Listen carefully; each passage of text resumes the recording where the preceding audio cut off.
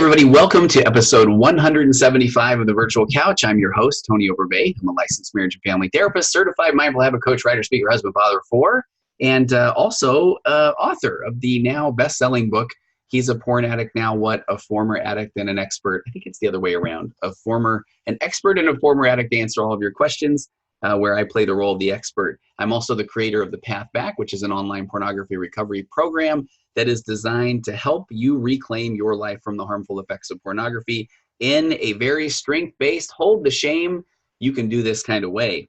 And if you are interested in learning how to put that behind you once and for all, head over to pathbackrecovery.com, and there you can download a short ebook that describes 5 common mistakes that people make when trying to put pornography or any type of compulsive sexual behavior behind them once and for all. Again, that's pathbackrecovery.com. And please visit the Virtual Couch on Instagram. You can also, I'm trying to do more of the question and answers, or maybe a little bit of Instagram TV with some good old therapist advice or answering questions. And I would also encourage you to go to Tony Overbay Licensed Marriage and Family Therapist Facebook page. I also have a Virtual Couch Facebook page that I started much later. So I will be super honest, the Tony Overbay Licensed Marriage and Family Therapist page gets a little bit more attention, a little more love, but I need to spread that love to the Virtual Couch page as well. And if you have a moment, if you like the podcast, please share it with somebody. That's the kind of the podcast currency, or subscribe or rate, review, wherever you get your podcast. That would be wonderful. And while I have your attention, I'm going to be very brief with this, but Salt Lake City, I'm going to be speaking at the Outlier Podcast Festival. That's being held on Friday, January 24th and Saturday, January 25th. And I'm excited about the opportunity. I'm getting to speak on a topic that I know far too well, the concept of imposter syndrome, and how truly living, and in this case, podcasting by your values, is absolutely necessary in order to just live a more, and I know these are buzzwords, I know these are cliched, but authentic, empowered life. And you can find out more information at outlierpodfest.com, and go find the link in the show notes. I've got a code there that you can get 15% off your admission into the Outlier Podcast Festival. And on that note, I'm looking to possibly speak at a fireside on Sunday the 26th. And those plans kind of keep changing. They're a little bit up in the air. So if you happen to be in a position where you might want someone to come and speak on whether it's marriage, communication, you do a little bit with faith journey, faith transition as well, or even the concept of overcoming pornography, just shoot me an email at contact@tonyoverbay.com. That would be fantastic. Let's get to the subject today. I am so excited about this interview. I interview a very fascinating woman named Allison Carlson. And Allison came to my attention because we're kind of related. And we talk about that a little bit at the beginning of the podcast. But I just want you to know what I love about her. She's a mom. She's a social media content creator, which is also an influencer. And I really think that I would love it if you just kind of, even if you don't know what an influencer is, even if you kind of maybe recoil when you hear the word influencer, if you're an old person like me, a boomer, as the words are going around these days, but that you really take the time to listen to this episode, because I think that she answers about every question that I could think to answer, and she's so open about it, and I'm so grateful for that.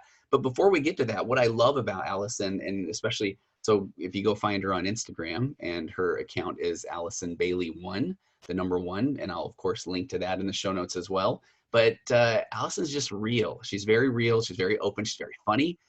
She uses a lot of humor, and again, I'm this old guy. I just turned 50, and I think there's a part of me that had I not maybe become a therapist, I would really be wondering what's up with the kids these days and all this Instagram and the influencing and that sort of thing. But it's here, and that's how people market products. That's how people kind of build an audience. That's just kind of where we're at today. And Allison and I talk about that. And again, she does an amazing job. But before we even get to that, though, she is so real. She talks about navigating through some tough times, and she really has been through a lot in her life. And so that's part of what I think is so just endearing about Allison and her account in particular, and following along with her, is she's really open about the things that she goes through. And we even talk about, and she does an amazing job with this, we talk about why do people put their lives out there, in this day and age as influencers, as social media content creators.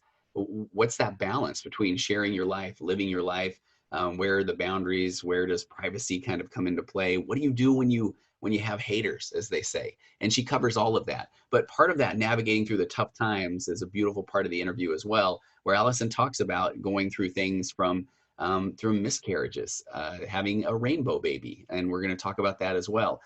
We talk openly about anxiety, about depression, about betrayal, about cutting, and about marriage and about communication. I mean, so many good things we talk about even before we get to the concept of influencing, which I think is really, I mean, I could have just interviewed her for another hour or two. So I think you're going to like this episode. I could go on and on with the introduction, but how about we just get to the episode with my guest, Allison Carlson. So Allison, the one thing that I'm curious about is what is our relationship? Are we like, is there a word? I mean, you're not like a sister-in-law. Oh, no. Let's see. No, I don't think there's a word for it, but my sister-in-law's dad. So. And my son-in-law's sister, whatever. Yeah, I don't think there's an exact word for it, but that works. Maybe we can make something up, maybe down the road. Yeah. All right, Allison, welcome to the virtual couch. Thanks so much. I'm excited to be here. Kind of nervous. We've been wanting you to be on for a long time. As a matter of fact, I can't lie. Well before my daughter married your brother, my daughter had kind of tuned us into who you were, and that, she's like, Allison has a lot of followers. She's kind of, she's real, and so my wife and I started doing the thing where we're secretly following you. Oh my gosh. Right. A little bit of stalking, right.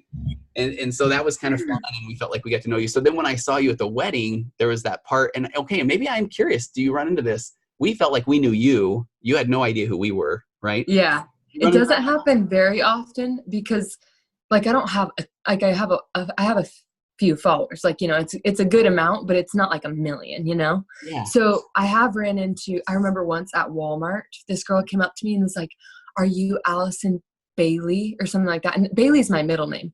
So I was kind of like, how do you know my middle name? Like, I didn't even think of Instagram.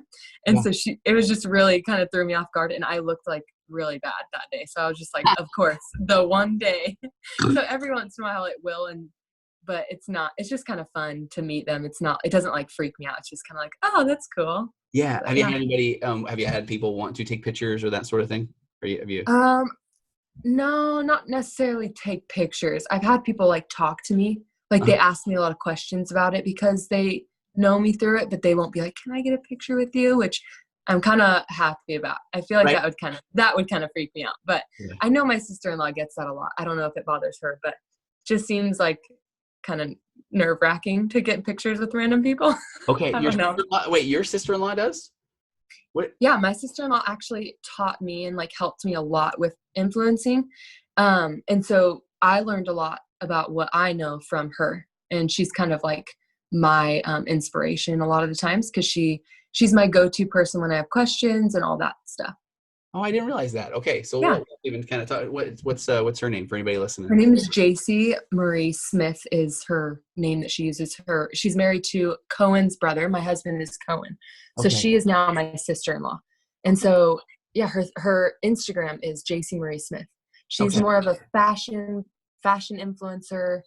Yeah, I would say more fashion. I'm more like lifestyle, family, that kind of fun stuff. Okay, and I'll throw all those links in the notes and that sort of thing too. Awesome. So that'll be kind of fun. So, and before we even get to the influencers, there's so much more to you, and yes. That's the part where when you really start to follow you, which, and I can be super honest, and this is where I feel like an old man, but it's, the more, I just haven't spent a lot of time following a lot of people through like the stories. I mean, I will through pictures, but boy, you really do. And I think what I was drawn to in particular is you're very open, you're very authentic, you kind of put yourself out there. Thanks. And so, I try to be. Well, and so we'll get to the influencer part because I can't wait for that. But before we even do that, I would love to kind of just explore your background a little bit and some of the things that you do share about. Is that okay? Yeah, absolutely. Okay. So where'd you grow up? So I grew up in Gilbert, Arizona. Okay. And I'm actually here right now visiting, but nice. It's very nice and warm. Okay, right. And you just moved. Well, you live in Utah. Yeah, we live in Utah right now. Okay. Yeah, we just moved here for Cohen's job. Okay, and before that, you were up in Rexburg, right? Yep. Okay. Really cold. I was going to say that today, and actually in our, we were teaching a Sunday school class, and we were just doing the, would you prefer this or that? And there was the, would you rather be warm or would you rather be hot? You've got both extremes, right? I mean, Gilbert, you'll go, cold or hot. yeah. What's the hottest you get in Gilbert? It's been like 120, I want to say. So and I actually don't mind it at all, but I can't do cold. Okay. That's my answer. I think that is the correct answer. Everybody's saying they would rather be cold and all that stuff, but I think, all right. Allison yeah, has it's too much with both, and that is the final word that we would rather. It's okay. Yes. Okay. And so do you, out of curiosity, before we get too deep too, so do you have any nice Mitch Lovell stories that you can share? That is my son-in-law. Nice? First son-in-law. No, let's go with a little more, no, we don't need the nice. Like, I don't know, any ones that now are married that I can hear that I wouldn't have wanted to hear before they were married? I'm trying to think. He was always such a good brother. There's no like bad ones, but he did shoot me in the nose once with a BB gun. I'm sure you've heard about that. But I remember hearing about that at the wedding. I saw pictures of this. What happened? Yes. I don't really understand what he was doing.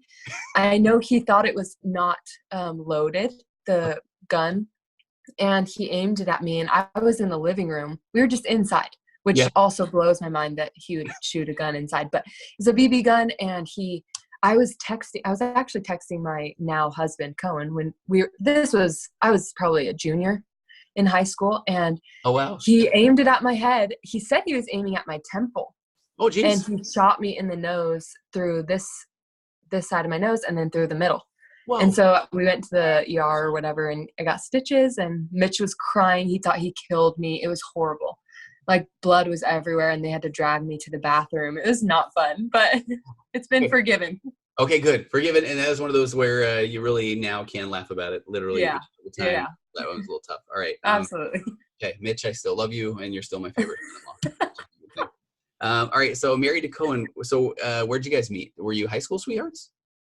I mean, technically, we met it was the summer before I was in high school. So I was like 8th grade, in the middle of 8th grade and 9th grade. But my older sister, Sydney, introduced us.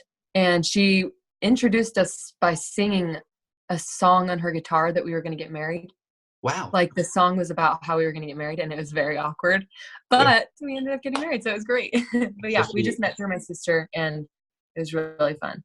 Okay. So I always like to ask was it love at first sight? But I mean, at that age, is that kind of not necessarily the case? Or? I mean, I definitely liked him right away. Like, I thought he was super cute, and I remember speaking in Pig Latin to my sister about how cute he was.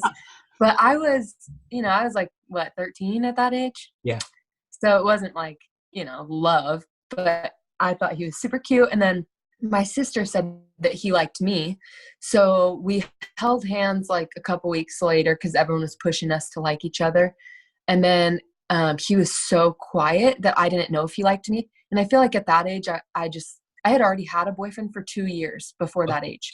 Wow. So I was used to, someone telling me like, I like you, and the boyfriend I had for 2 years. So I didn't think he liked me because he wasn't saying like, I like you, if that makes sense. Yes. At that age, I was just so, I don't know. So I didn't want to ask him because I was too shy too. So I went and actually ended up dating someone else for another 2.5 years because I was like, oh, he doesn't like me. And I had met someone else around the same time. And so I was proactive with the other person instead of Cohen, but it ended up turning out good. We actually ended up being just best friends throughout our whole like high school years, and it ended up really obviously great. Yeah. Okay. Well, and I love that you said that too. Do you feel like when you then became friends, I mean, was that, do you feel like in hindsight that was probably the best way to go? Yes. I actually always say to people about boyfriend and girlfriends that every single person that I dated that I wasn't friends with first, we are not talking anymore. Like, we aren't friends. We're not on great terms, but every person I dated that we were friends first, we're still friends. Okay. So I just think it's important. Well, it is. And there, it's funny. There's I want this to be about you. I mean, I have a podcast about levels of intimacy that once I discovered this kind of concept, really? It was amazing. Yeah. And it's this whole thing where we typically find our partner by looks. I mean, we're just kind of the way we work as humans, but that physical intimacy, if we kind of call it that, is actually, it's kind of like I say it's this top rung on this ladder. But if you go down on the bottom rung, it's verbal intimacy. So really wanting to be able to just talk to somebody all day. So like we can talk about anything. And And then once you got that verbal Very intimacy important. dialed in, right? Yeah. And then Exactly, yes. and once the verbal intimacy is dialed in, then you move up to, in this ladder, it's like emotional intimacy. Then I can kind of open up to them. Okay. Right. And then above that, you've got Yeah. cognitive and intellectual intimacy, above that spiritual intimacy, and then above that physical is kind of the byproduct. So you guys kind of I mean, work we all that get old anyway, so. right. Right. So no, I love that. What, out of curiosity too, what's well, how long have you been married? 4 years actually, just this past month. Oh, nice. Okay. And then what's your favorite thing to do, or what's your guys' kind of go-to date? I love going to the movie theater, but with a baby, it's kind of hard to do that. I would just say we just hang out, mostly go out to eat. Yeah. If we bring our son, and yeah, just anything that we're just hanging out, really. Okay. Can we talk about your son for a second? Yeah, of Like course. the cutest baby in the whole wide world. What's your son's name? His name is Given. Okay, talk about that. I mean, that's such a unique name. I remember when Alex told us that. Yeah. We were doing that. What is it? You know, and it's like, oh, I really love it. Is there a story behind that? Yeah, it's kind of all over the place. I am pretty picky with names. I don't want made up names for my kids, but I want them to mean something. But I also want them to be in the dictionary. There's just a lot of things that go with it. And so I really wanted it to mean something. So we ended up miscarrying our first baby, and I wanted something to tie in with that. Okay. So then I heard, or I kind of I used to look around the room and like look at an object and see if it would sound good as a name. I know it sounds so weird, but I love it. Somehow Given came up, and we talked about it. And then we saw a documentary called Given, and we kind of just were set on it after that. I was like, that's it. I'm sorry. That has to be it. Wow. And so it kind of reminds me that he was given to us. And, you know, just anytime I say his name, even when I'm thinking about it, I'm like, oh, he's like a gift. And it's just really nice. So I actually I went on Facebook and searched the name Given to see if anyone was named that. I found 2 people, and I messaged both of them. Oh, wow. And one was Samoan and one was African American. And I asked them both, like, I'm sorry, this is so weird, but I love this name. Like, can you tell me if you liked this name, if you were bullied, like, because of it? And both of them wrote back. And one of them wrote back saying that he loved his name. He was never bullied. He was in high school, I think. And then the Samoan wrote back, and he actually ended up being LDS. And he was saying that his parents, that they miscarried before him, and that they named him that because of it. And that, I guess, I don't know if this is correct, but this is what he told me, is that in Africa, I think, that it means gift from God. Wow. So I was like, or that give means gift from God. So I was like, that's awesome. Like, we're doing it. So that's how it came about, and we love it. Okay. That's a beautiful story, though. That really is. I mean, yeah, I love it. Thanks. So, and I actually, when you just even mentioned his nickname, even Give, I mean, that's kind of cute, right? Yeah, I love it. Yeah. I mean, if anybody isn't following you that is listening to this, that reason enough is just to see videos of Given, because that, I mean, he's like hilarious and he's cute and he seems like the nicest baby. And all right, so, and I am curious, so are you just showing the good stuff, or is he really that good of a baby? I've shown plenty of blowouts. I've shown quite a few crazy things he does. I mean, I try to keep it positive, like, on my space, but at the same time, I think it's important for people to see, like, oh my gosh, my kid does that too. Thank goodness. You know? Yeah. So I don't know. It also makes it more laughable when you're posting about it and people are writing back like, oh my gosh, that happened to me last week. And you're like, oh, phew, I can breathe about it, instead of being like, this is the worst day ever. Well, and so Allison, now I feel bad. I should have been keeping better track of. I mean, you're right. Now that you're saying that, I think there have been days where you've even shown something where you maybe look a little more vulnerable, a little more open, and kind of saying we've had that kind of a day. I mean, do you? Yeah, exactly. Yeah. Right? Okay. No, I love it. So if maybe we can transition to, you had mentioned miscarriage first. Yeah. That you would tell me about what that was like. So the first time, it was when we had just gotten married, like a few months after we had gotten married. And it actually, I remember it being hard, like them telling me, but I didn't really understand much because, you know, I was newly married. Yeah. And we had lived in New York City when I got pregnant. So then we moved. While we were moving to Idaho, we stopped in Arizona really quick to see family. And that's when I found out I miscarried. So it was kind of like crazy. Like, we were transitioning and So then we got back to Idaho finally, and I had 3 different doctors, you know, one in New York or whatever. And then, so it was just kind of crazy. And then when I got back to Idaho, I got prescribed, it's called a pill. It's like some type of pill that puts you into labor. Okay. And that was actually the hardest part for me, was the actual labor. It was just, I had never known what it was going to do. I had never been in labor. I didn't know what to expect at all. My uncle was my OBGYN at the time when I had just came, and he prescribed it to me, and he just said, don't go to sleep. Like, you might bleed a lot. And like, he said, you'll bleed for a long time. And that's kind of all he said. Wow. And so I didn't know what to expect, really. And that one was really hard. I was in the tub for 8 hours, and it was, I mean, this is very graphic, but it was just filling up with blood, and we would redrain it, and then there wouldn't be hot water anymore. So Cohen would heat up the water in pots and bring them in and put them in like over and over again for 8 hours. Wow. And that was like the hardest part for that one. But the second one was even harder, I feel like. Okay. Well, and how, when did that happen? Yeah. The second one happened just this past October, so 2 months ago. Oh. And that one was it was more like I was already nervous that it would happen because Cohen couldn't come with me to the first appointment. So I kept saying to him, like, what if I miscarry and you're not even there with me? And he couldn't take off work. So he was just like, you're not going to miscarry. You're fine. Like, you know, what you should say. Yeah. And when we got there, I had Given with me, and he was kind of being crazy. And so I was already kind of high stress. And then the midwife that I had, she started scanning me, and then, she couldn't find the heartbeat anymore. And she's like, yeah, I mean, you're measuring, like, I think it was 11 weeks at the time. And it was just kind of all, it was like tumbling down, where I was like, no, this cannot be happening.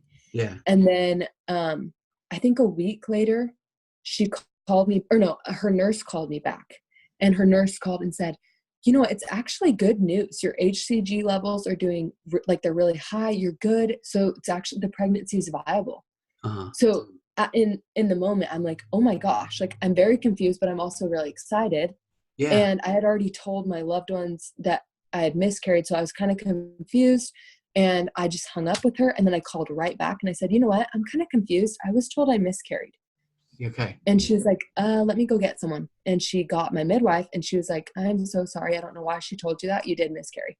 So it was Allison. just, just like a roller coaster. You don't want to be up and down like that. So that one I ended up having to have surgery on, just because it was a lot further along. And they ended up, I think it was like 3 weeks long of a wait to even be able to get into surgery. Wow. So it was just a lot of like waiting and like not being happy with anything, Yeah. What was that? I mean, how did that impact your marriage, or was that, I mean, what was that 3 weeks like in particular? The 3 weeks, I mean, I feel like both times it brought us closer, for sure. Like, especially Cohen's super kind, and he just like is really like just a good man, Yeah. And so he would serve me even more than he already did. And I was kind of just down in the dumps. He took off a lot of work, which was nice, because I kind of felt like I just needed to not feel alone for a little bit. Sure. And yeah, I feel like it just brought us a lot closer. Although I don't feel like we talked about it that much. Yeah. Cohen's not too much of a talker. I felt like I was able to journal, which helped me on the talking part, and he was able to be with me and spend quality time with me, which helped us both, I think. Okay. No, I love it. And I think when we were even trading some of the notes beforehand, I really appreciate when that you're willing to share that. And I think, like you were saying earlier with your first miscarriage, nobody anticipates that. Nobody expects that. Right. And so I feel like, then when it happens, and when I worked with a lot of clients that have gone through that, they don't even know that they're already kind of feeling down. So they don't necessarily want to reach outward, or they don't know who to turn to. Or did you kind of have some of those feelings as well? I mean, yeah, I mean, I mostly, especially with having a little bit of a platform, I didn't really want to share it at first, because I didn't want people to think I was wanting attention, kind of. Yeah. And it was hard because I was struggling with, should I share it and try and help people that are also going through it, or should I keep it to myself so that people don't think I'm attention hungry? Right. So that was really hard for me. Ultimately, I ended up sharing it, and I'm so glad I did, because first of all, I made so many friends just based off of that. And I had a lot of people reach out saying, I'm miscarrying right now too. Like, I am super lost and I'm so glad that I can go through it with you. And like, and that was just special, not only for myself, but I'm sure it helped them too, to not know, Absolutely. to not be alone.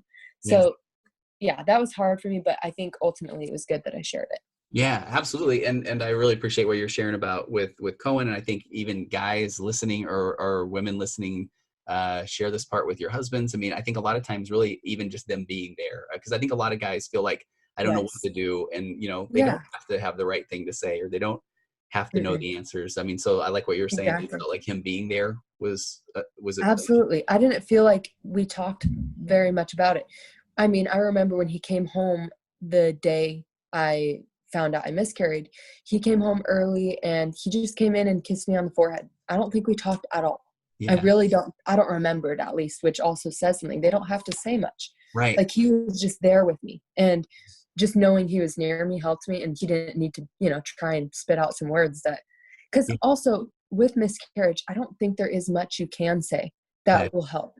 There's nothing that will bring it back, and you're just kind of like, you just need to feel loved. It doesn't matter how or what they say. You just need to feel loved. Okay, that's beautiful. And if I can kind of say something, I know maybe I've said in the past on another episode, but I feel like even, and I love what you're saying, guys, and you're having your own experience there too. And tell me if this is too cliched, but I remember one of the first times as a therapist when somebody was processing a miscarriage, and I was in full, man brain mode. And I think my mind thought, well, you can just get pregnant again. And I'm so grateful I didn't say that, because the wife in the room said, I think people want to just say I can get pregnant again. But she said, and I never will forget this, but she said, I already had the baby named, and I had the baby, going to, playing soccer and going on a mission, married and grow.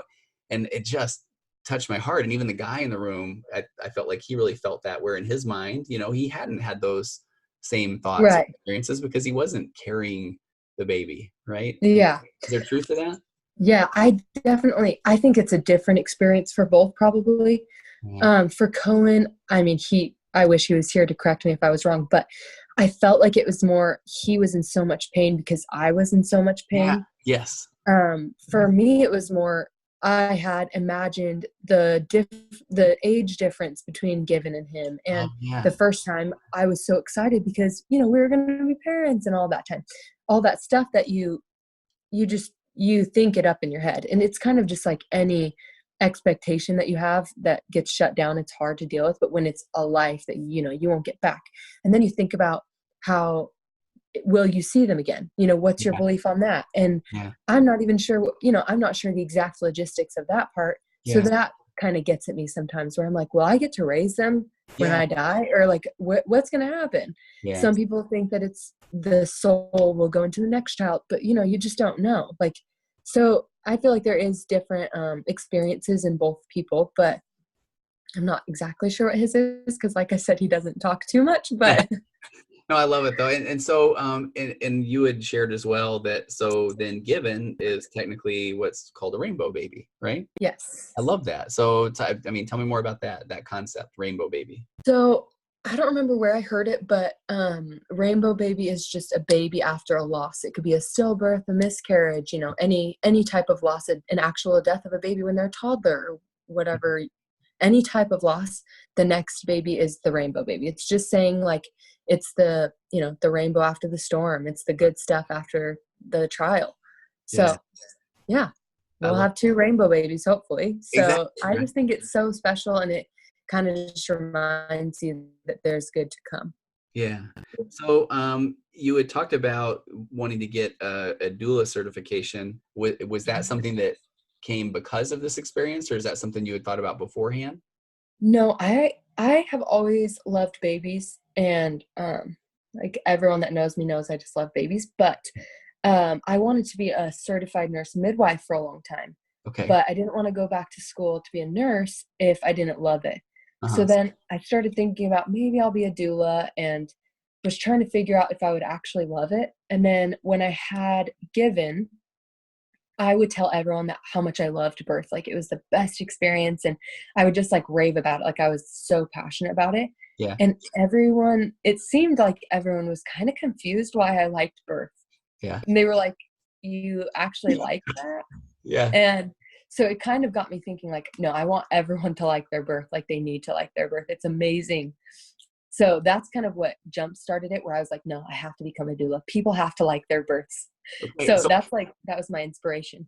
I love this. When my wife, who loves your stuff already, I mean, it is 100%. She gets very passionate about the birthing process. I mean, she even said that. Really? Yeah, she loved all of it. She loved all of it. So I cannot wait for her to hear that. I know it does. I mean, and I feel like she's Superwoman. And I mean, it was almost like that's when she just became alive. You know that. I love that. I'm so happy. So what is a doula? I mean, if I'm being super honest, it's one of those where if somebody were to ask me, I'd be like, oh yeah, I know. You know, what do you think it is? Yeah. And they tell me like, that's right. But what is it? It's kind of confusing. I feel like a lot of people don't quite know what it is. It's basically a birth coach. So they have a lot of different roles, but mainly they're your advocate, you know, the mother's advocate, the father's advocate for their wishes during birth, and, you know, the whole process, like during the pregnancy with their providers and all that. So they can also help with like pain options to like reduce pain and reduce reduce stress. Yeah. And yeah, they can do so much, but basically they're there for your advocate, to be your support. Like anything you need during birth, they can do it. They'll run you errands, they'll do anything. So it's really nice to just have someone there to make sure, you know, kind of to execute the birth plan. Yeah. And then I'm sure that the more you would do that, then there would be confidence. And I mean, I think that would be so incredibly important for somebody to be like, I got this, right? I mean, you're doing great. Okay. What is that certification process like? So the one I'm doing right now is about, well, I guess there's no timelines on anything. I'm doing an online one. Mm-hmm. Luckily there is no deadline. So it's nice with Given that I can just do it online, and, you know, I won't be stressed like my paper's due tomorrow. Yeah. So basically you just have to go through, I think it's 4 books that I have that they put together, and they all have like 1 million assignments in them. Okay. Then you have to write a few papers, read a few actual books, novels, and then you attend a few births, and then you're done. Wow. As long as you pass, they pass you off. So that's exciting. Yeah. You're going to have to, I mean, already, I mean, you're going to have to come back on when you're ready to start doing that. Yeah. So, I mean, that'll be fun to talk about. Absolutely. That'd be so fun. Yeah. All right. Are you okay if we kind of shift into the, you know, the influencing, the social media? Yeah, absolutely. Okay. I am so excited to just talk about this because, and we even had a nice conversation before we hit record, because I so don't want to sound like the 50-year-old man I am, you know, saying that I don't understand this, but yeah. So first of all, you know, so there's social media content creating and influencing. Is that the same thing? I think it can be, but it also can be separate. It's really hard to explain, because content creating is influencing if you use it. Like, let's say if I'm a content creator, I would be making videos, and I could be making product like advertising for companies. Yeah. But if I'm an influencer and I do that as well as, you know, just posting about my family, then, you know, it goes hand in hand. I don't know. It's kind of confusing to explain, but I also think there are a lot of influencers who they just kind of post selfies. Right. I don't necessarily think that's content creating. Not that it's a bad thing, because I pretty much do that, like just pictures of my family and, you know, things that inspire me. But yeah, it kind of goes hand in hand, I feel like. You think and here's where I'll stop saying the old man thing, but do you feel like, does the word influencing past a certain almost age have a negative connotation, do you feel like? I think it does at a lot of ages. Okay. Like even at my age, I think it just depends on the person and what their view is, but I hate the word. Okay. You saw in our notes I wrote, this is another word for influencing. I'm glad you're saying that. So, I mean, we kind of want to get away from it then, social media content creators. I mean, I think the only reason I hate it is because you don't know who you're talking to, if they'll hate it. Yeah. And so it's hard to say when they're like, what's your job? And you're like influencing, if they're going to be like, you're stuck up or you're full of yourself, when really you're like, that's not what it's about, you know? Yeah. If you're like, no, it's more about, you know, finding an audience that that you connect with. It's about connecting with people. Yeah. And that doesn't seem stuck up to me. So it's hard. That word just seems weird to people, I think, where it seems like you're saying like, I can influence people, when really you're just connecting with them. Yeah. Which is funny because that's the thing where that's what advertising is. That's what, Exactly. and that's the part where I think, I don't know when that hit me, but I there was a part of me that said, wait a minute, why is everybody getting so down on this? And I feel like this is the way that products are marketed, and this is the way, this is where we're at now. And so why is there all of this backlash? But I think you nailed it there, where, there are people that maybe don't necessarily do it from a very genuine place, or they, like, of course. I mean, it's such a, like, there's so many different people that are doing it that you can't just say, if you're an influencer, you're genuine. It's just, you choose who you want to follow, who is, or if you don't want to follow a genuine person, that's fine. You choose. Yeah. But there's such a wide spectrum of people that do it. So it's hard to say if you like it or not. Okay. And how do you, I mean, and you can tell me if any of these questions seem ambiguous, but how do you find that balance between living your life and sharing your life? I mean, what is that balance like? I think it goes back to earlier when I was saying, like, I try to be positive, but if I think it could help someone, or if I think I would want to know this if I was in this position, then I'll share it. But if it's like super negative, I'm not going to post about a negative day if I'm just like, today sucks, like I'm just done today. But if there's something I learned from it, or maybe I'm just saying, like, if you're going through a bad time too, like, text me, we can talk. And I do that a lot. Like, I'll just say, DM me if you need to talk about something. And I get quite a few people. Unfortunately, I've had people say that they're like wanting to commit suicide, and saying, like, you know what, I'm just done. Like, I'm gonna out myself. And I'm just like, please let me like talk you down. And I usually just refer them elsewhere, but at the same time, they just need someone to talk to, where I understand, because I've gone through the same stuff. So it's hard. That's like a lot of pressure, but at the same time, it makes me realize, like, sometimes it's okay to be a little negative if it's gonna help someone realize they're not alone. Yeah. Oh, and so was that something you anticipated or expected going in? No. Okay. No, not at all. Nope. I feel like the first time anything like that happened was I posted something like, get something off your chest or something like that, thinking people would say, like, I put my friend's toothbrush in the toilet, whatever. Right. And instead I got things like, I tried to commit suicide yesterday, or, things like that, where I'm like, I'm reaching out to you immediately. So I would just like click on their icon and go talk to them. But I did not expect it. Now, I don't even know if I said the right things, who knows? But one of them, that was their first time saying that to me. We still keep in contact quite often, like once a month or so.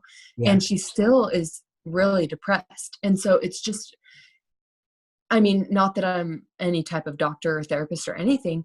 It's just nice for me to know that at least I tried to be a friend, instead of just like not responding to their DMs or anything like that, comments. So it makes me feel like at least I did my part. I referred them elsewhere to someone who can actually help them. And I was a healthy distance of a friend. Oh, I would say, Allison, is even when you say, I don't know if I said the right thing, it's like, no, you did. I mean, you don't have to tell me what you said, right? But if you're responding and saying that, hey, I'm here, or thank you for sharing, or I care, that's what people need. I mean, that's what they need. Absolutely, that is. So that kind of leads me to I've been really curious to know, have you always, you are so vulnerable or incredibly open. Has that always been a trait of yours? Is that something that you've kind of come to develop, that openness or vulnerability? Yeah, I think I've come to develop it. I definitely feel like I was a little more closed off in high school, just because of some of the things I went through. Okay. I remember becoming very hard-hearted, and just like didn't really like anyone. Kind of just remember feeling just like kind of annoyed with everyone, and wouldn't really talk to anyone. And then, meeting my husband, or sorry, not meeting him, but reconnecting with my husband, actually starting to date him again. After my mission that I went on, like all of that, I became more open and realized, like, it's not actually a big deal if I'm vulnerable. Like, even if someone hurts me, it's not a big deal. Okay. Are you open to sharing maybe what are some of the trials that you've been through, or you kind of Yeah, mentioned? no problem. Yeah, I actually, this is probably one of the only things I haven't shared on my social media, not because of anything. I just never really got into it. But basically, to be as vague as possible, to not drop names, but Sure. The boy I ended up dating instead of my husband, we dated for 2.5 years, and I ended up finding out that he was like unfaithful. Is that the word when you're dating? Yeah. I don't know. Yeah. Just ended up cheating on me with a lot of my friends. Oh. And I was mostly just shocked because one, it had been so long, but also it seemed like he was head over heels, kind of like everyone would say he was head over heels for me, and like it almost seemed like he liked me more than I liked him. And so it was kind of like a shock where I was like, not only did you cheat on me, but you cheated on me with my best friend. Wow. And then I found out about multiple of them. And so I kind of just like started spiraling where I'm like, what is going on? So then I kept taking him back where I would say, it's okay, as long as you don't do it again, like I'll date you again. Okay. And so I would date him again. And then months later, I'd find out, another friend came to me and said, so I'm so sorry, I need to tell you something. And I would just instantly know. Yeah. I would say, yeah, he did it again, probably with you too. So in high school, I lost all of my friends. My very best friend at one point was his sister, who I ended up losing as a friend too, because of all the drama. Of course, you're going to take your brother's side. Right. So luckily I don't have any bad feelings towards them, but at the time it just kind of ripped me apart. And so I stayed with him for a long time. And then the last thing I found out was that he was addicted to pornography, which he ended up telling me. And that luckily was my last straw. I was just like, yeah, I'm done. I'm done. So I think. Oh, I was gonna say, so I mean, it sounds, I mean, that's like this repeated feeling of betrayal, or. Yes, exactly. I feel like that's a good word for the feeling I had in high school, like throughout the whole thing.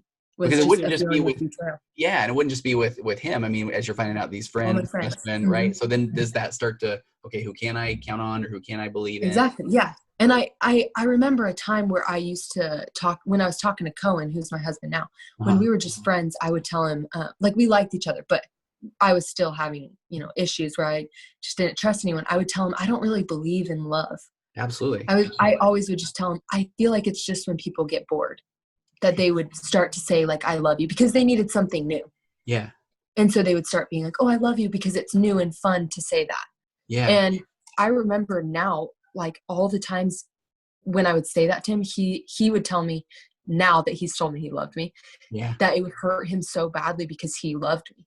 And so he wouldn't tell me because I didn't believe in it. Wow. And it was just really hard because at the time I'm like, I do not, I don't buy into that. I would just say, I don't believe in that. I don't buy into it. But obviously now I realize I was just in high school and was dating a kid far too old, for me. He's way older than me and just not for me.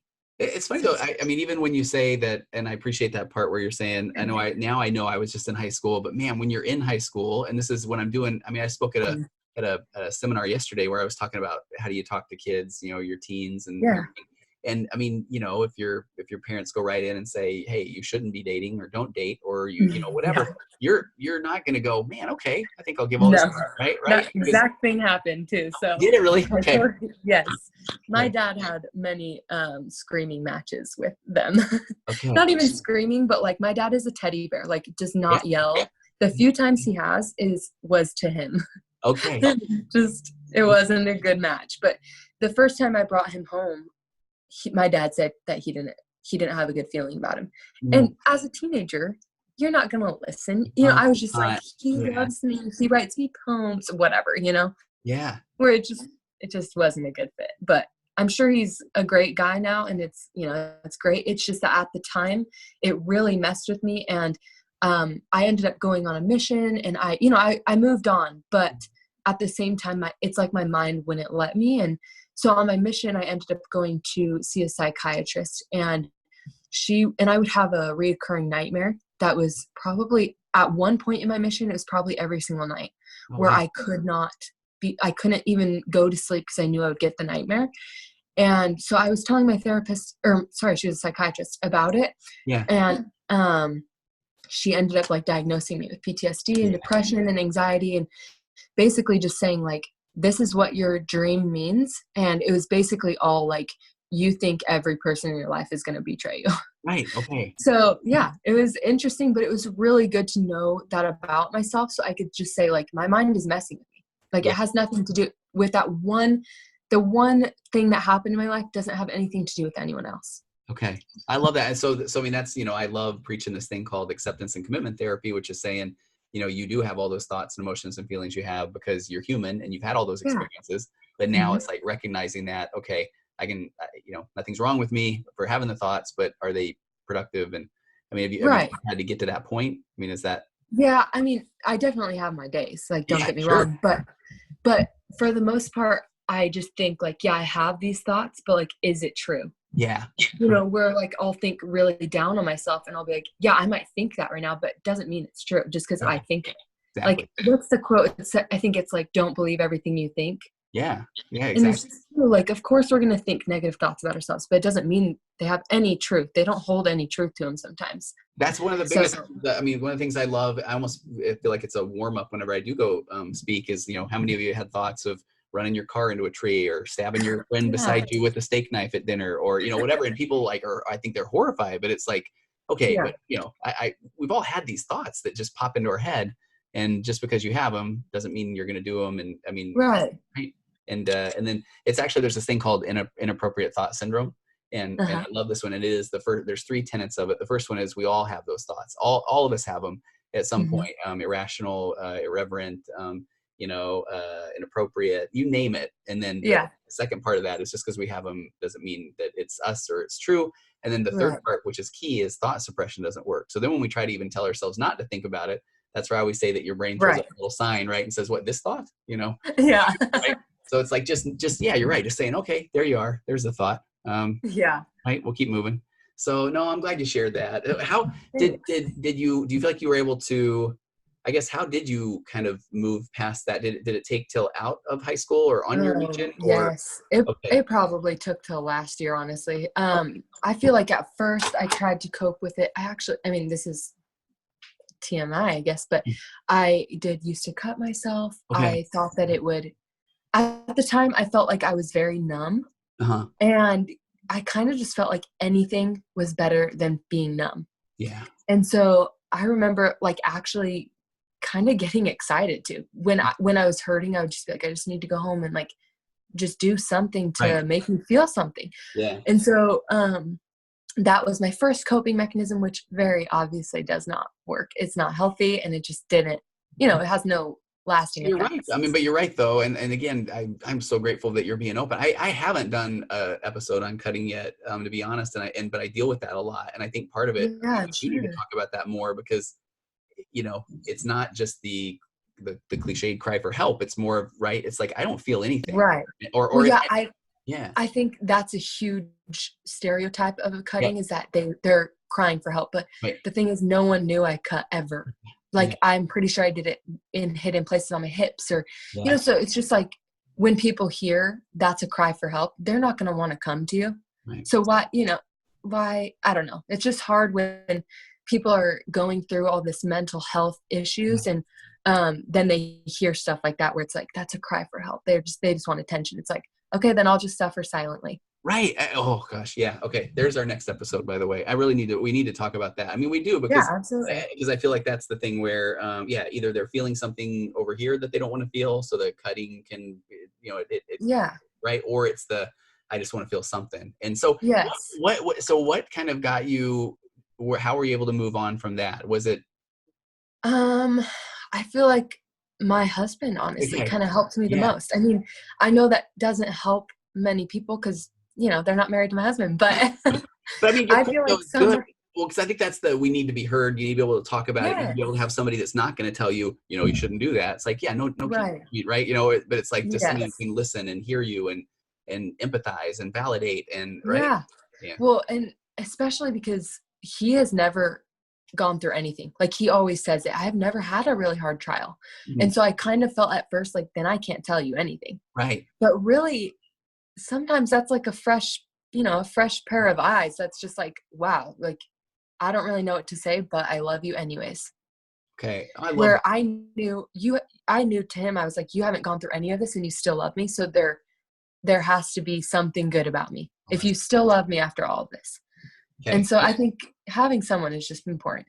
Well, I want everybody to hear that part. So even if you're the parent, or if you're the partner, or if you're the best friend, or, you know, as the therapist, you just want people to kind of hear you and Yeah. not run away, and not, you know, and just say, man, that must be hard. You know, what's that like? Yeah, exactly.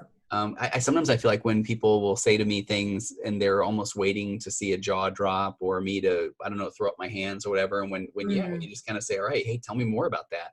It's Yes. you can just watch people, just the emotions kind of go over. I'm like, okay, I guess maybe I'm okay, you know? Or, Yes. And yeah. I love that you said that, because I remember talking to my psychiatrist, and I had 2 other therapists. And I remember when I would be about to tell them something, I would expect that.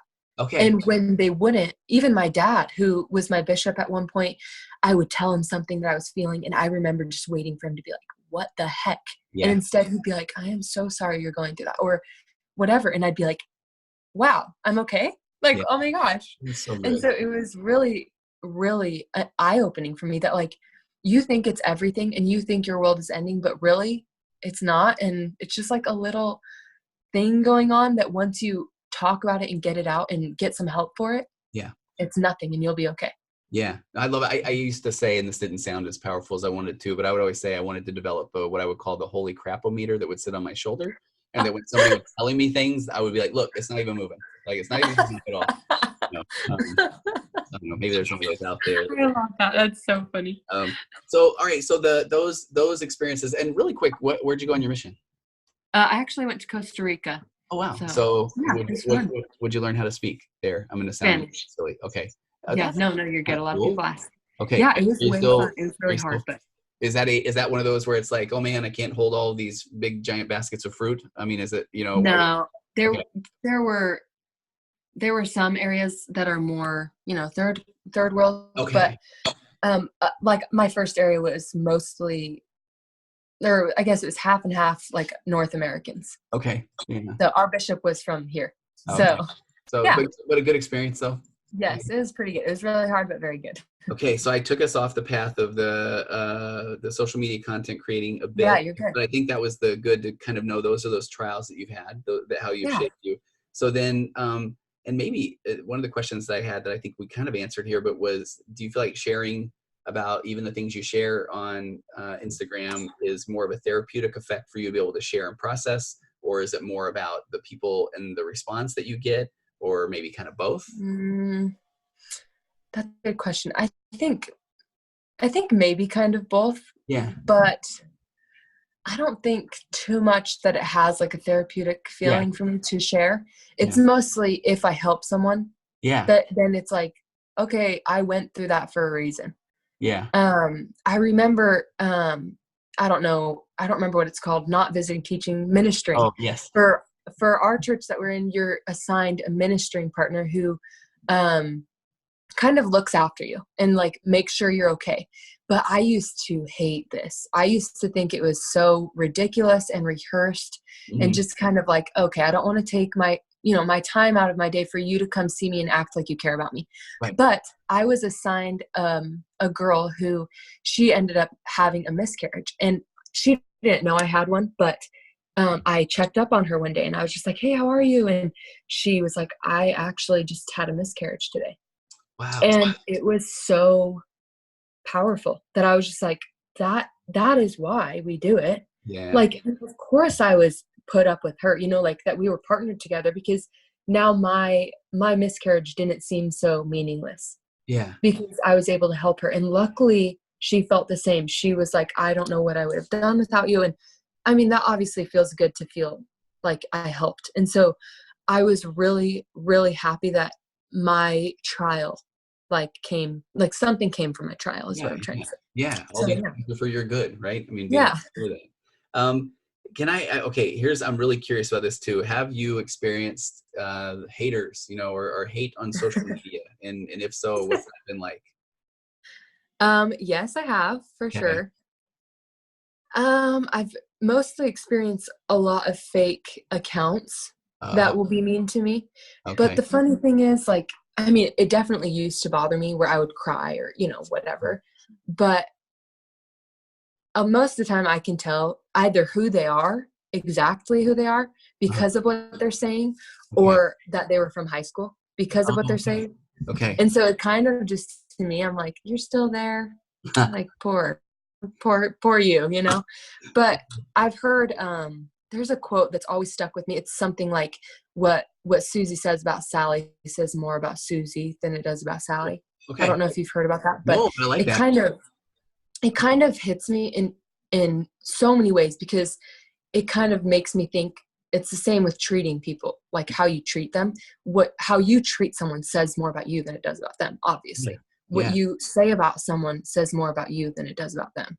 Yes. So I try to remind myself of that when I get haters, especially if they're saying something silly like you're ugly, which luckily I don't get too often, just because I'm sure people don't want to go out of their way to do that. But when I do, it's just kind of like, that's what you're spending your energy on? I'm so sorry. Like, that stinks. Yeah. But it's not too bad. It's luckily I don't get too much, but there are haters every once in a while.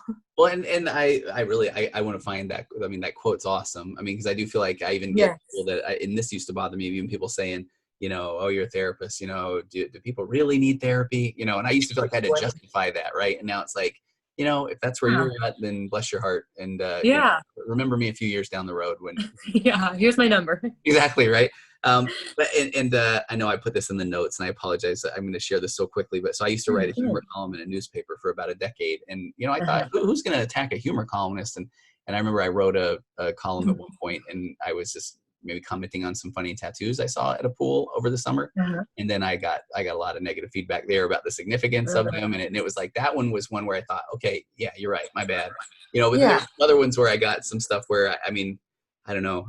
People would just want. I was surprised they would take the time to go out of their way to write these letters to the editor about things I was just meaning humor from, and I and I know that people that maybe aren't in a content creation platform or maybe podcasting, where they would just say, well, just don't worry about it, don't let it bother you. But we're still human, though, right? Yeah, absolutely. But I think it does, like you say. I think you do. I think you're dead on. You start to just see the people that. I don't know. They're just the ones that are just what's the trolls, or that are just kind of throwing things out there. And, okay. I think just a negative energy. Yeah, exactly. Right. And I think that is the more that hopefully you become authentic, and the more you're kind of feeling just like this, I am helping people, that it's like, it's not even worth my time to kind of deal with those or feel that way. Yeah. I think it's important. I mean, not that I'm that great at this, I forget a lot, but it's important to remember the one person that was mean, you have like 500 people that are so nice to you, that are rooting you on. So it's like, it's okay. They were probably having a bad day. Just let them go. Hey, have you ever had the experience where, because I don't know, I get a bunch of emails every day now. And so unfortunately I don't get a chance to get back to them all. And I feel bad about that. But every now and again, I have somebody that's been a little negative I maybe have responded to, and they're almost surprised. And I'm always nice, but it's like, whoa, hey, kind of backtrack a little bit, right? Okay, I'm so curious about this one. I'm just going to sit back and listen. So I want to know, do you feel like social media in general has had a positive or negative effect on, our generation? This is a hard one, because I know it's very common and very popular to say that it's bad, like that it has a negative, a negative, what's the word? Like a negative impact. Yeah, a negative impact on people. But I think it depends on the person. And I think, like, it's not one size fits all. I think you need to know yourself and what you can handle. And if you do compare easily, and luckily I feel like I don't compare too much, or when I do, I'm excited for the other person, or I use them as inspiration. I don't think that that's too common. I do remember having to teach myself that, but I think overall, if you know that you're, sensitive to comparison, then it's going to have a negative impact on you. But for me, when I've made my best friends on social media, and I've hopefully, what I think, have helped people on social media, and all these fun things where I feel like I found a creative outlet for myself on social media. While of course there's also the people that have been mean to me or whatever, that you could call it negative, or, the comparison thing. But I just think it's not one size fits all. It's kind of like, you need to know who you are, and if you can handle it, and if you can't, you need to have the discipline to not have it. Yeah. Or even just not follow the people that will hurt you, or, make you compare yourself. Yeah. So I think overall it's neutral. It just depends on who you follow. But I know a lot of people are going to hate me for saying that. I know a lot of people think it's like super negative and can probably, it probably causes a lot of mental issues. I just wish that those people who it did cause problems for knew that about themselves, that they couldn't handle it, or, that they were following the wrong people almost. Exactly. Yeah. Cause I follow a lot of, mental health Instagram accounts that all they post is like awesome, positive quotes and stuff like that. You can do that. That's still social media. Yeah. And it's really awesome. I follow a lot of doula accounts and midwife accounts. And then I also follow my friends. Yeah. So I just think it depends. You can mute people now, where if they're, if you're comparing yourself too much, you can just mute them, but it still says you're following them. So you're not causing any drama. You don't have to have that anxiety of, they're going to find out I unfollowed them, which I think is awesome to like take that pressure off. But yeah, to answer your question, overall, I think it's neutral. I think it's great. Great answer. I mean, because today my wife and I were she follows, there's a woman who, one of these really clean eating, healthy people. Yes. Something Annie. She's going to kill me for not knowing who this is, but it's like, I don't know and it really motivates me to see that stuff. So I love those kind of things. And I was kind of talking with you earlier, and I know I have a hard time sometimes making sense of this, but I've been in a spot where I've done some consulting, and there's some pretty amazing data that just talks about, and I'll be super quick, but when I was relating to my parents growing up, there really wasn't a huge generational gap. And I think in the notes I was sharing with you, and I don't know if this made sense, but it's almost like, they had records, I had CDs. I mean, we're still kind of make sense of a small jump. Right? Yeah, small jump. And now there was this data that I was kind of presented with that showed the jump in, the speed at which technology is doubling or increasing, that's also the speed at which the generations are kind of increasing as well. And so the difference between me as a 50-year-old guy and my 16-year-old son is, I mean, it's not even on the same page. Yeah. Right. So, and I feel like that's kind of what we're doing with social media. I mean, it's not even necessarily a debate of, should we have it, should we not? Because it's here. I mean, we have it. Exactly. Right? You just need to figure out what will work for you. Yeah, that's why I like what you're saying with the mute people, follow people that are motivating. And every day they come out with a new app. Like every single day, there's so many. We're not going, it's not going to be going anywhere anytime soon. Right. Okay, that one of the questions that I think we had to ask my daughter for a few of them, and I love one of them was, do you ever worry about making sure you're relevant in whatever is next? I mean, what is there? And I don't even know if that's the right way to ask that question. Yeah, I get what you're saying. Yeah. Okay. I don't necessarily worry about it because I want to be relevant. Yeah. But I sometimes worry about like, if Instagram's gone, then my whole money that I get from it is gone as well. Yeah. Okay. But it's not like a huge worry. But I do think like YouTube is probably the next thing. Yeah. Instagram's probably fading out. People are getting bored of Instagram. They're getting bored of the same pictures. It's almost that now nothing gives the wow factor. Yeah. When before, if you posted a cool or, curated picture, it'd be like, wow, this is so cool. You'd save that. You'd send it to all your friends. Now it's like, seen that, been there, done that, whatever. Yeah. So I think YouTube is definitely the next thing because, you're talking more with your people. You're creating an actual bond where mostly it only happens on Instagram stories, which I feel like is becoming more popular than the feed itself now. Yes. Yeah. So it's just, you need to have a connection with the people that, your audience they're not going to be there. They don't care about you. Yeah. So this is so interesting. All right, you're going to be my therapist for a minute. Okay. I got to process this. So this is why I think it's so interesting. So, I create an Instagram account and, nothing as far as like in the grand scheme of things, a large amount of followers. And but then my podcast is in the 99th percentile with, some millions of downloads or whatever. But then I take the podcast interviews, put them on YouTube. And again, not many subscribers, not many. And so it is so funny where I'll have a teenager go, especially one of my clients, he's hilarious, but he'll say, okay, I went to, watch an interview of yours. He's like, you only got like a few hundred subscribers. That video doesn't have anything. And I'm finding myself wanting to defend myself and say, oh yeah, well, I've got millions of downloads of podcasts, right? And he doesn't care. And so it is interesting to see where all of these things kind of land. I'm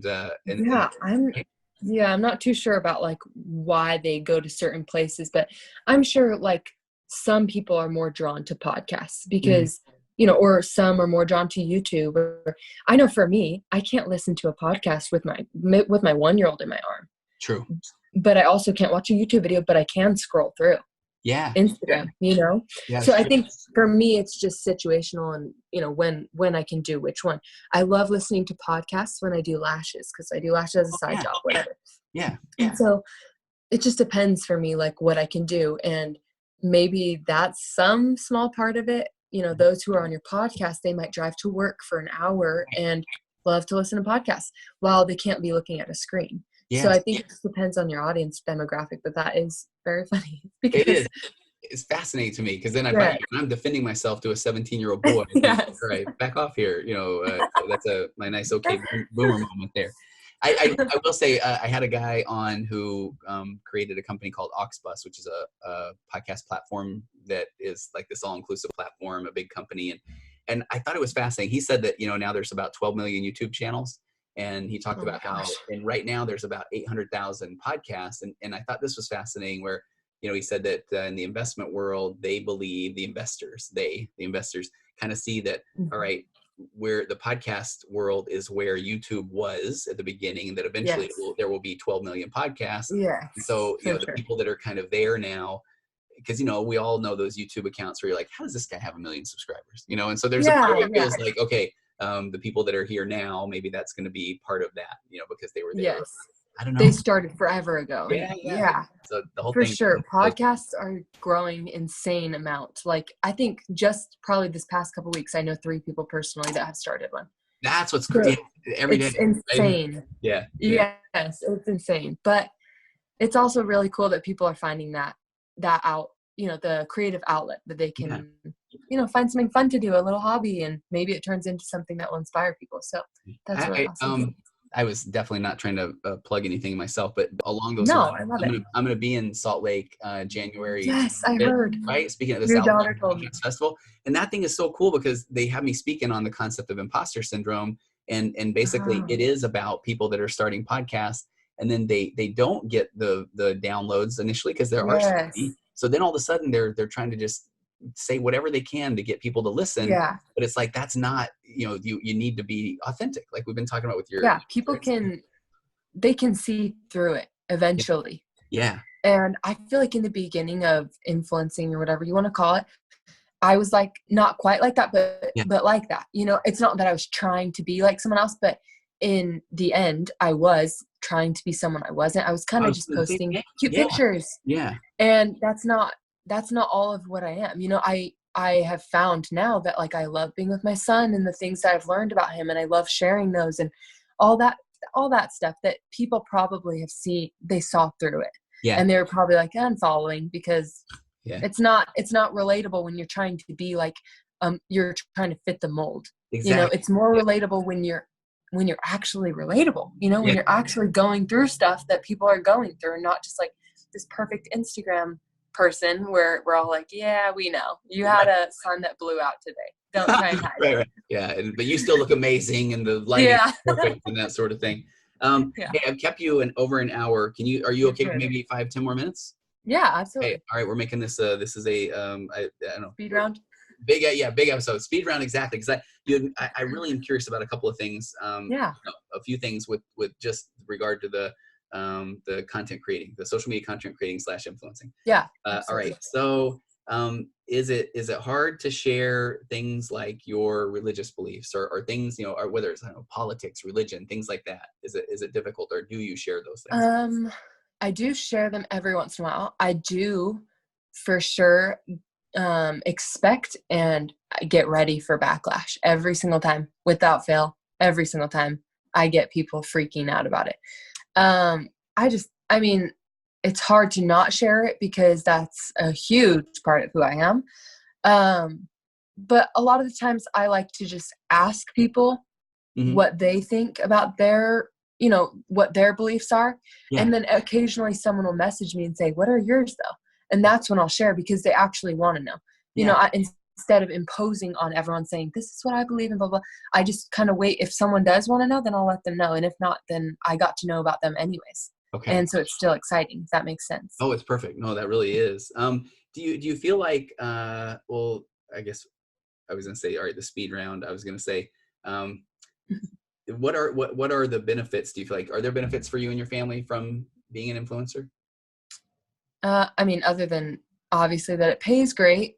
Okay. I've met great friends. Some of my best friends are from Instagram, where we never met each other in person, just like DMing so much. Yeah. Then finally met in person after a year or so, and now we're best friends. So that's a great benefit to it. I've met like, I mean, this is so random, but I got a nanny job in Europe because of my influencing. Oh, wow. Just because someone from Europe knew someone else, and then they messaged me and they were like, do you want to be a nanny? So, okay. I mean, those are random little things, but it does open a lot of doors, and it helps you meet a lot of people. Like I said, it gave me a creative outlet, etc. There's so many. It's awesome.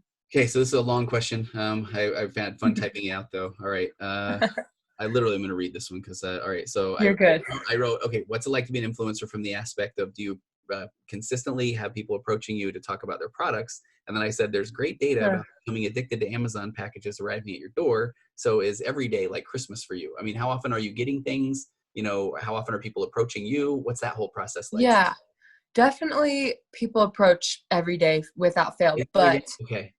Yeah, but I mean, that's not saying much. I feel like, because I feel like that's very common. Okay. I don't ever respond if it's something I'm not interested in. Yeah. I get a lot of MLM stuff, which I'm just not interested in most of them. So I usually just stay away from them. And I feel bad, but I just usually just don't respond to those, because there probably are like 5 or 6 a day. Wow. Okay. And then other ones are like, you know, anything like clothing or some facial care, which I usually don't respond to either, because I only need 1 facial care, not 50. Okay. And then about the packaging, I feel like it definitely feels like Christmas when I get a package, but it's not too addicting. Okay. Like, or I guess I don't know. Like, it's obviously exciting, but it's not like I'm like, I need to get something. Like, I won't just go buy something because it's awesome to have a package. Okay. But it's definitely exciting. I love it. I mean, honestly, it is kind of fun when you're doing, I don't even know what you call them. Is it like an opening, unwrapping, those where it's like you just have unboxing or a haul. Yeah. A haul. That's it. I love that phrase. Yeah. When you get a haul. I mean, I can't lie. I'm always like, okay, what she got next? You know, and there's like so funny. Sippy cup that I wanted to get for myself at one point. Collapsible or something like that. I still remember that one. It was very fascinating. That is funny. So is it ever, well, so I think you answered this next one then. So there are there plenty of just products where, it's like, what do they think? I mean, you know, I don't know, like beard oil or something. I mean, I'm making that one up, but it's like something that's really off the mark, but people are like, hey, how about this? I mean, there are a lot that are like, I don't drink tea and I don't drink coffee. So those, but it's not their fault. I just am like, oh, I'm so sorry, I don't drink that. Or people that are just flat out rude, talking about like needing to, like, oh, I'm sure you need to lose your baby weight, let me help. And it's just like, gosh, okay. Maybe not say that. So those people, I usually just don't respond, because I don't have the time to do that. Yeah. But for the most part, they're usually trying to be relevant. Like, they think it will fit my style, but it sometimes doesn't. Like, or I don't think it's cute, you know, or something like that, which I feel bad about, but I'm not gonna show my audience like, look how cute this is, when it's not. Which I'm grateful that you say that, though, right? I think that's one of those things where people assume that a lot then influences, I'm sure, just whoever is willing to pay me out, right? Right, exactly. Okay, and then was it ever hard? What was that beginning like? Was it hard finding the followers, or do you feel like you started at a good time when people were very receptive? I don't think I started at a good time. Okay. I feel like it was very hard, but I have noticed when I stop caring, I get more followers. When Okay. I stop like trying so hard to, create the perfect picture or like whatever, curate whatever I'm saying, Yeah. I get more followers. When I just talk about what I'm thinking and feeling, I get more followers. Okay. So like that goes back to me saying people can see through when you're not being authentic. Yeah. When I am my most authentic self, when I am like bringing out my insecurities, I get more followers. Gotcha. That So makes sense. That does. yeah. So so I don't even care if any of Allison's followers follow me. See what I just did there? Exactly. There you I don't even go. care. That's right. Exactly. Okay. Maybe I'm going to save this one for the very end. But what are kind of some of the principles? Maybe do you have principles you kind of focus on with your platform? I would say I feel like my main reoccurring thought is Mhm. that I want them to feel important, or like I want them to feel needed. Yeah. And I want them to know that people care about the little things about them, like what their favorite color is and what they believe in and that kind of stuff. I think it's important, especially now when everyone's trying to be an influencer, to show people that aren't necessarily influencers that we care about them too. Like it's interesting to hear and learn about people, even if they're Absolutely. not a million followers. Right. Right. Okay. No, Yeah. that's very good. And then so in perfect segue into this question, would you recommend someone to pursue influencing? Because I'll be honest, if I meet with a teenager these days, I mean, I've had several that will say I would like to be an influencer. Right. It Yeah. is very, people really want to do it. Yeah. Yeah. I would not recommend it. I was just talking to my dad about this. I would never recommend for someone to try to become one, Mhm. but I would recommend for someone to, do something they're passionate about and find their own platform to talk about it. Yeah. Not necessarily go find followers so you can talk about it. Yeah. It'd be talk about it, and people who are drawn to that will come. Mhm. It's like you just find I don't know how to say this word. It's like NICHE, niche or Oh, niche. Yeah. niche. Yeah. Okay. Yeah, Yeah. find your niche, and people who are interested in that will come. But Right. I think when you try and do it the opposite way, it will backfire and you will be burnt out, and it's just not the best. So I would say don't try to become an influencer, but if you have something you love and that you're passionate about and you Yeah. want to share it, absolutely do it. Absolutely. Yeah. Right. Yeah. No, that's perfect. I think that goes back to that. What I'm going to speak about at this conference, if you're trying to just be someone that someone else, you think someone wants you to be, it's not gonna feel authentic, and people are going to Exactly. pick up on that. They are Yeah. definitely pick up on that. All right. We talked a little bit about this beforehand, so I'm excited about this one. Any funny influencing stories, Allison? Oh boy. Yeah, this happened. So I was telling you about this earlier. I wasn't sure if I was allowed to share it, but Well, you're going to allow me to share a story as well, so we're going to be both good. mutually vulnerable, right? Basically, every once in a while, I'll get a DM that is usually a man asking if Cohen, my husband, and I are swingers. And to me, it's just like, first of all, I mean, if I was, why would I do that with a random person? I don't know how it works, but I don't feel like you would Right. do that with random people you'd meet online. Right. But it's also just so funny to me because then, of course, my husband and I go and look at their thing and we like laugh and we're like, what is going on? Like, why? Yeah. But it's just funny that they chose me out of all those people. I'm like, you chose us to talk, like me and my husband to ask that.